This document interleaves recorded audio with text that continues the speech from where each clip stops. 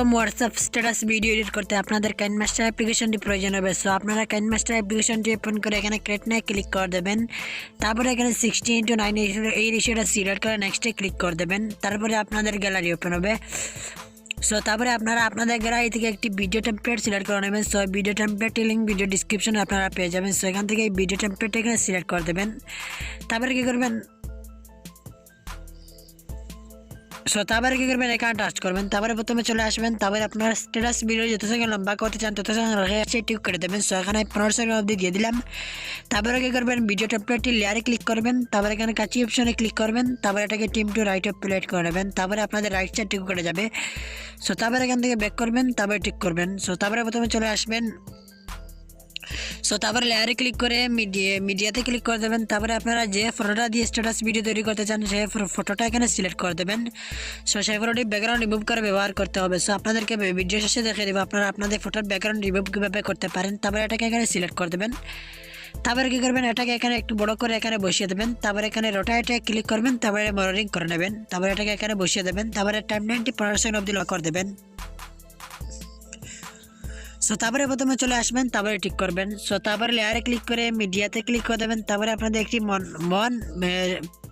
Video template select করতে হবে। So এই ভিডিও টেমপ্লেটের লিঙ্ক ভিডিও ডিসক্রিপশনে আপনারা পেয়ে যাবেন। সো এটাকে এখানে সিলেক্ট করে দেবেন। তারপরে ওকে করবেন। তারপরে কী করবেন, এখানে ক্রপিংয়ে চলে আসবেন। তারপরে মার্কস এটা ইনেবল করে দেবেন। তারপরে এর ফিদার 50 করে দেবেন। তারপরে কী করবেন, শিপে ক্লিক করবেন।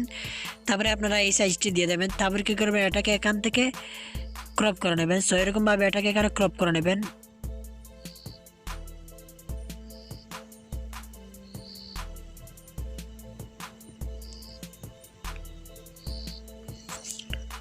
ওকে, তারপরে এখান থেকে ব্যাক করবেন। সো তারপরে ঠিক করবেন।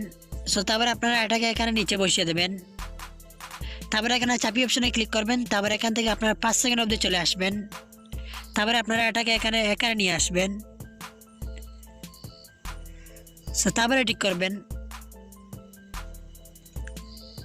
সো তারপরে লেয়ারে ক্লিক করে মিডিয়াতে ক্লিক করে দেবেন। তারপরে আপনাদের একটি ফ্লাওয়ার ভিডিও টেমপ্লেট সিলেক্ট করতে হবে। সো ফ্লাওয়ার ভিডিও টেমপ্লেটটি সিলেক্ট করার জন্য লেয়ারে ক্লিক করবেন। তারপরে এখানে মিডিয়াতে ক্লিক করে দেবেন। তারপরে আপনারা এখান থেকে ফ্লাওয়ার ভিডিও টেমপ্লেটটি এখানে সিলেক্ট করে দেবেন।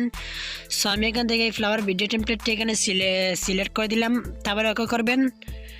তারপরে এখানে টাচ করবেন। তারপরে এটাকে ফিল স্ক্রিন করে নেবেন। তারপরে এখান থেকে ব্যাক করবেন। তারপরে এখান থেকে একটু স্ক্রল করে নিচে চলে আসবেন। নিচে এসে এখানে ব্লেন্ডিংয়ে টাচ করবেন। তারপরে এটাকে স্ক্রিন করে দেবেন। তারপরে ঠিক করবেন। সো তারপরে লেয়ারে ক্লিক করে মিডিয়াতে ক্লিক করে দেবেন। তারপরে আপনাদের আরেকটি ভিডিও টেমপ্লেট সিলেক্ট করতে হবে। সো আপনাদের এই ভিডিও টেমপ্লেটটি এখানে সিলেক্ট করতে হবে। সো ভিডিও টেমপ্লেট এখানে সিলেক্ট করে ওকে করে দেবেন। তারপরে কী করবেন, এখানে টাচ করবেন। তারপরে এটাকে 50 স্ক্রিন করে নেবেন। তারপরে এখান থেকে ব্যাক করবেন।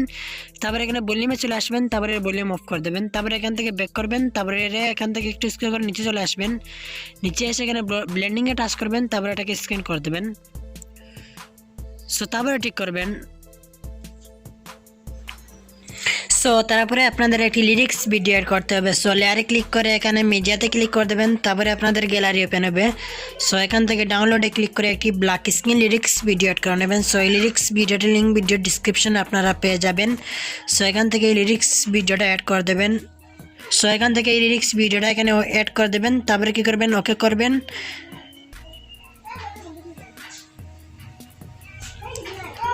তারপরে এটাকে এখানে একটু ছোটো করে এখানে বসিয়ে দেবেন। সো তারপরে এখান থেকে একটু স্ক্রল করে নিচে চলে আসবেন। নিচে এসে এখানে ব্লেন্ডিংয়ে টাচ করবেন। তারপরে এটাকে করে দেবেন। সো অলরাইট আমাদের স্ট্যাটাস ভিডিও এডিট কমপ্লিট। এখন আপনাদেরকে একটু প্লে করে দেখে দেয় কেমন হলো।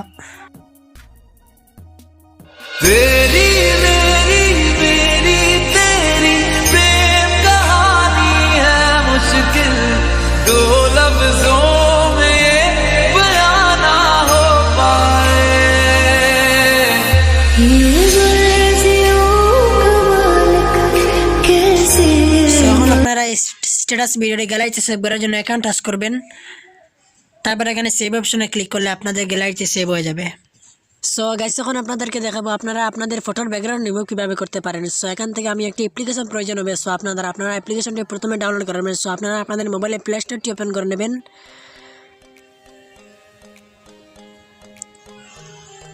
তারপরে এখানে সার্চ বক্সে লিখবেন ব্যাকগ্রাউন্ড ইরেজার অটোমেটিক লো। এখানে আপনারা সার্চ দিয়ে দেবেন।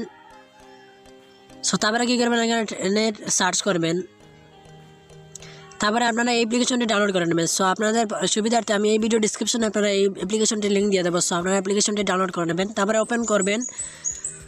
সো তারপরে আপনাদের কাছে একটু অ্যালাউ চাইতে পারে, সো আপনারা অ্যালাউ করে দেবেন। সো তারপরে কী করবেন, এখানে প্লাস অপশনে ক্লিক করবেন,